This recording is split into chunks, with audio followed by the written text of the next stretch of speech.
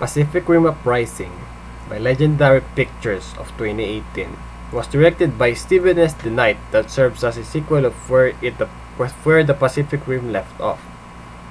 It followed the ongoing tension between humanity and the precursor aliens which stopped for about 10 years. But later on the battle was triggered once again due to Dr. Geisler being manipulated by the precursors and had unnoticeably bypassed the ongoing security measures for a decade. This led again the Jaegers to fight the kaiju creatures.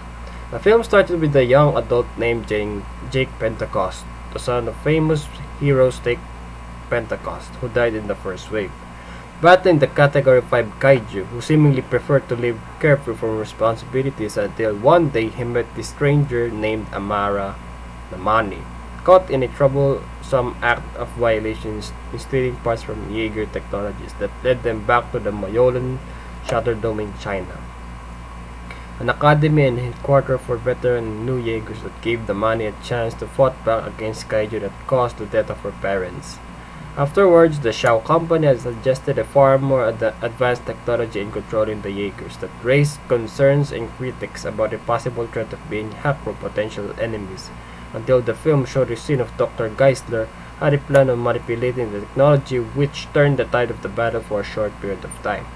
The purpose of this technology was to open an interdimensional portal for the precursors to continually send swarm of kaiju and complete their objective to wipe out humanity.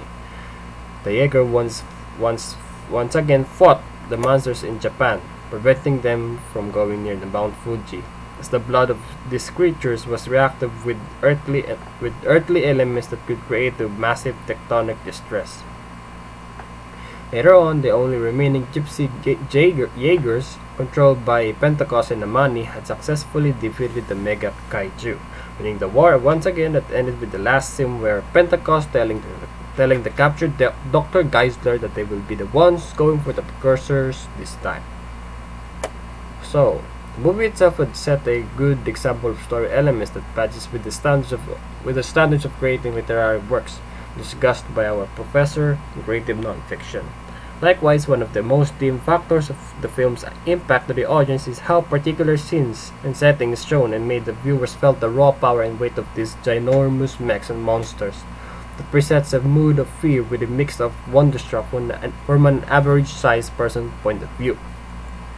Though, not only the set theme portrays humanity fighting against the intergalactic alien invaders, but also displayed such character development of Jake Pentecost, the protagonist, as he overcomes his fear of proving himself to others, especially to his father, since at his early life as a child, since he always failed at front of his father, including also the factor that his dad is also a hero that saved humanity, adding to his self-loathing feeling, affecting his self-esteem. As this movie displays the humanity battling for survival against the alien invaders, the conflict does also reflect on how our frontliners confront the COVID-19 disease nowadays.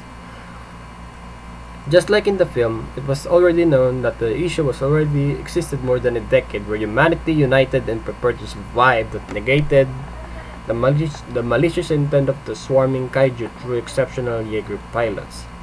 Similar to how our frontliners were set up as medical professionals, food companies, vehicular transportations, national and local government, that were all working together to fight a one common enemy. Although, let us not forget that certain part of the film had shown that there could be also wolf in sheep's clothing situations, such as how the precursor aliens secretly manipulating Dr. Geisler to sabotage the technology and use it against their enemies as a form of inside job tactic.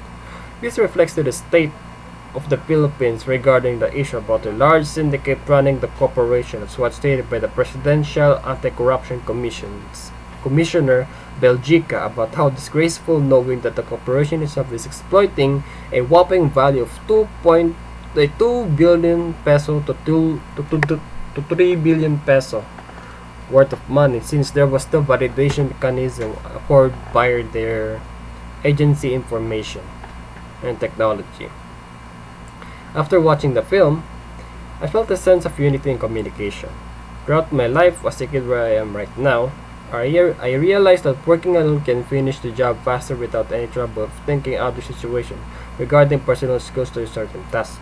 But a group of individuals harmonizing their various thoughts and feelings can transcend of a lifetime, regardless of their personal differences.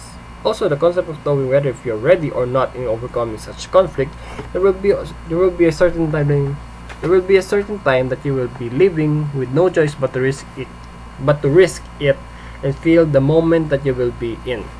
Just like how the young Jaegers, especially Namani, had conquered her goal of defeating the Mega Kaiju with the help of Pentecost and Miss Xiao, reflecting how dedicated she was from riding on her mini scrap Jaeger to controlling the famous Gypsy Jaeger of Range, Lambert, and Pentecost.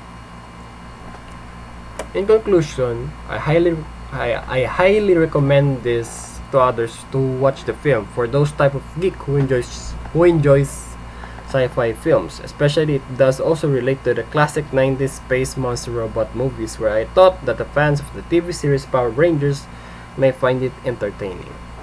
So that is all. So that is all for today. I hope you have learned something from this presentation. Goodbye.